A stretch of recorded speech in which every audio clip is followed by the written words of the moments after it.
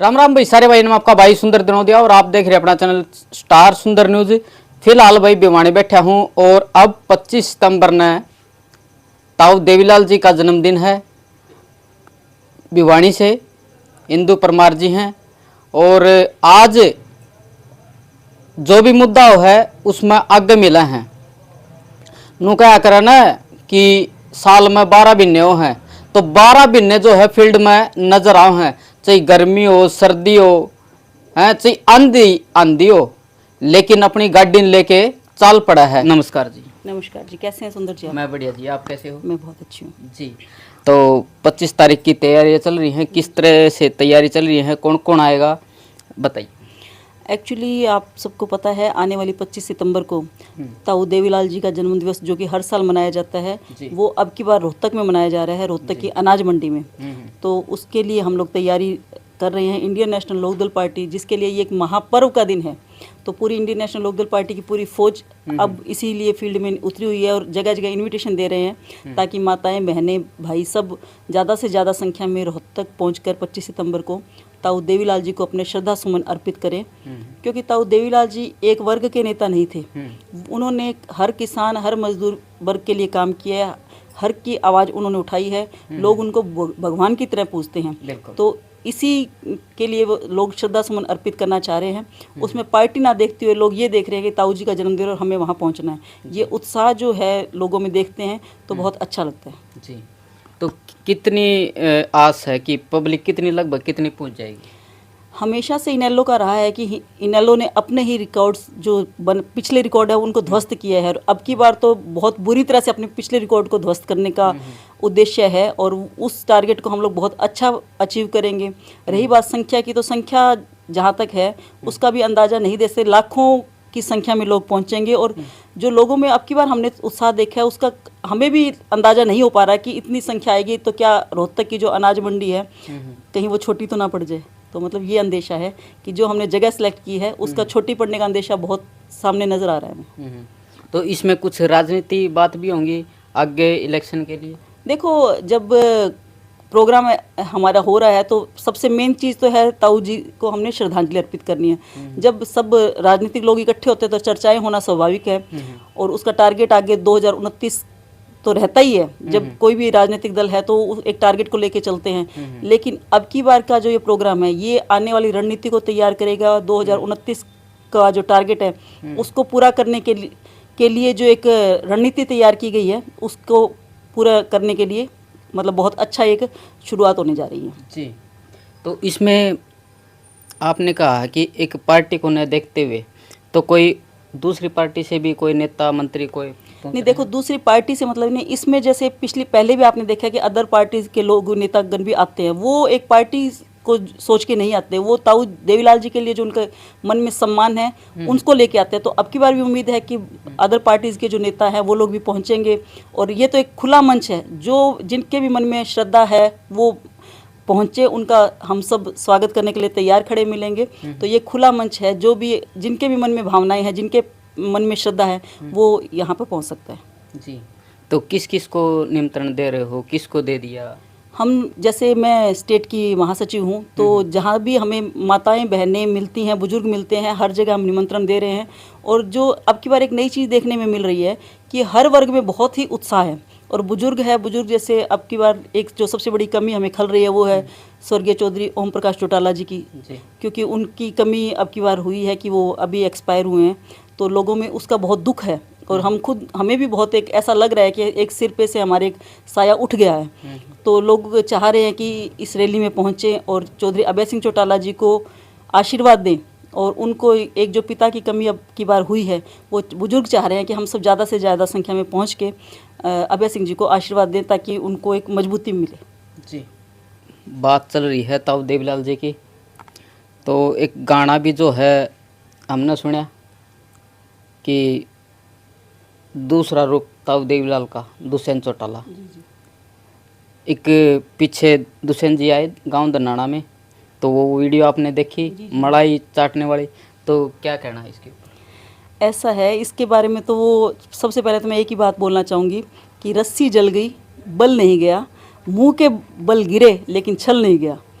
दुष्यंत चौटाला जी जो कि हमारे उप मुख्यमंत्री रह चुके हैं, उनका जो मैंने देखा इस वीडियो में देखा, मतलब पहले तो उन्होंने अपने दादा का तो अपमान किया ही किया जीते जी, लेकिन अब दादा की उम्र के लोगों का जो अपमान कर रहे हैं वो बड़ा ही शर्मनाक है। मुझे बहुत बुरा लगा।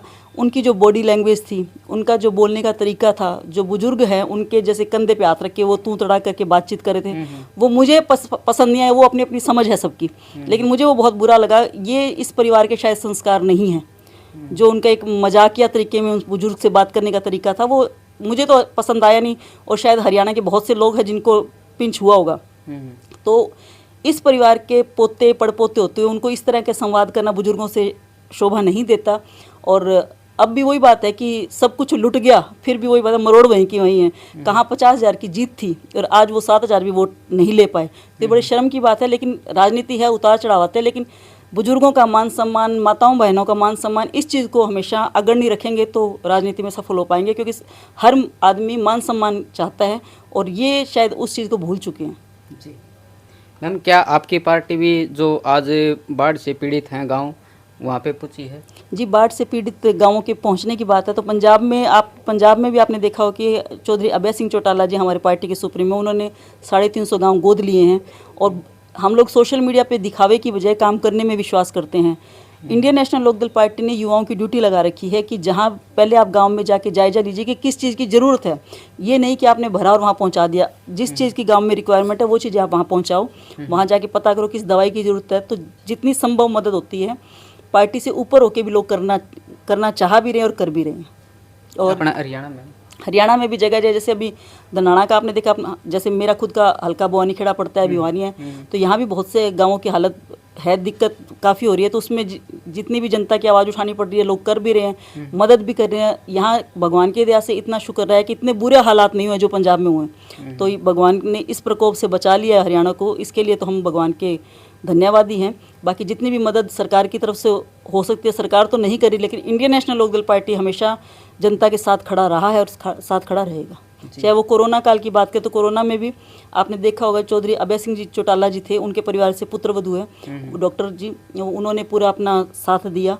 चौधरी अभय सिंह चौटाला जी ने किसान आंदोलन में अपने पद से इस्तीफा दिया। तो ये परिवार एक ऐसा परिवार है जो जनता के दुख सुख में, चाहे सरकार है नहीं है, शासन है नहीं है, लेकिन हमेशा साथ खड़ा रहा है। जी, तो मैम उस दिन आप भी जाओगे, आपकी भी बड़ी भूमिका रहेगी वहाँ पे, स्टेज पे आप दिखोगे, तो जो पब्लिक है उनको क्या संदेश दोगे?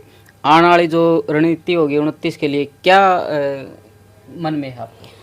सबसे पहले तो मैं जो भी इस इंटरव्यू को देख रहे हैं उन सबसे निवेदन करूंगी कि आने वाली 25 सितंबर को ताऊ देवीलाल जी को श्रद्धा सुमन अर्पित करने के लिए ज़्यादा से ज़्यादा संख्या में आप रोहतक पहुँचें। और एक चीज़ बताना चाहूँगी कि जो बीजेपी सरकार से आज हर वर्ग दुखी है, क्योंकि आज हम देख रहे हैं कि गुंडों की सरकार बनी हुई है, आपराधिक प्रवृत्ति के लोग खुलेआम अपना काम कर रहे हैं, सरकार की कोई लगाम नहीं है, चाहे वो भ्रष्टाचार की बात है, चाहे रिश्वत की बात है, चाहे हत्याएं हैं, मतलब बहुत ही चरम पे है।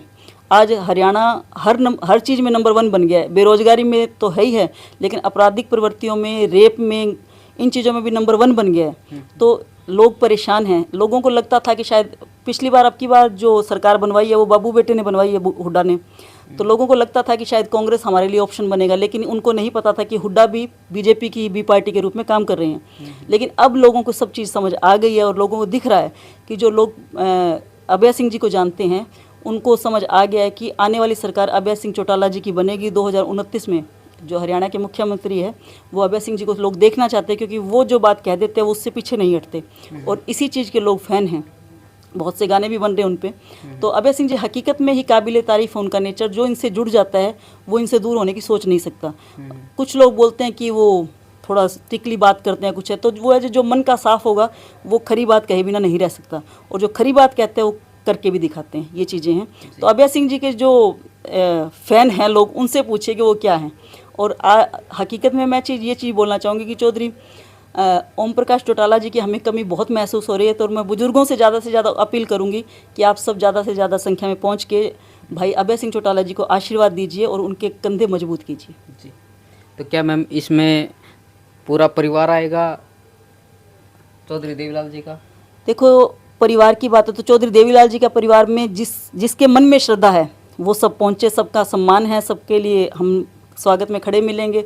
रही बात आप जिस टोन में पूछना चाह रहे हैं पूरा परिवार, तो अगर उनके मन में श्रद्धा होती तो वो भी अपनी ये सम्मान दिवस मनाते हैं, बिल्कुल शांत हुए बैठे हैं। पहले उनको फ़ोटो से दिक्कत थी, आज उसी फ़ोटो के नाम पे वो वोट मांगना चाहते हैं।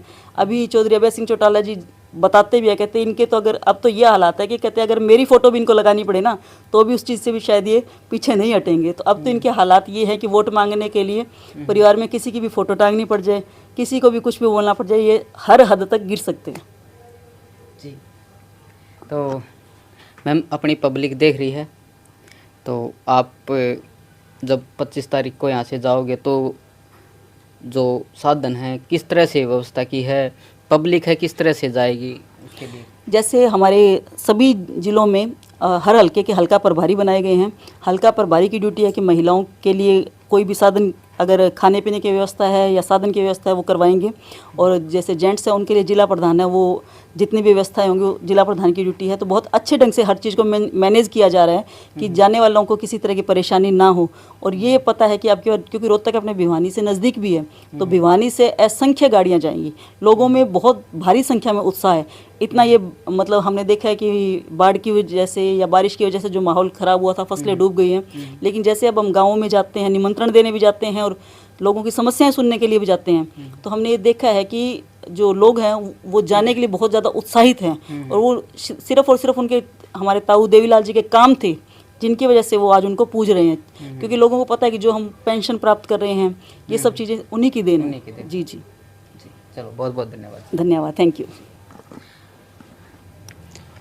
तो भाई आपने पूरी की पूरी बात सुनी और आपने क्या कहना इस वीडियो लेके कमेंट बॉक्स में जो अपनी राय जरूर दियो।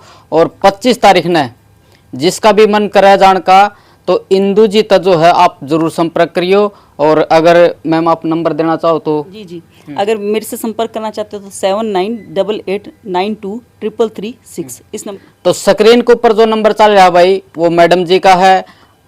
अगर कोई भी अपना समस्या है तो मैडम द्वारा आप कॉल कर लियो। और जाने के जो इच्छुक हैं वो भी जो है जरूर फोन करियो। करो वीडियो से राम राम सारे भाई, जय हिंद जय भारत।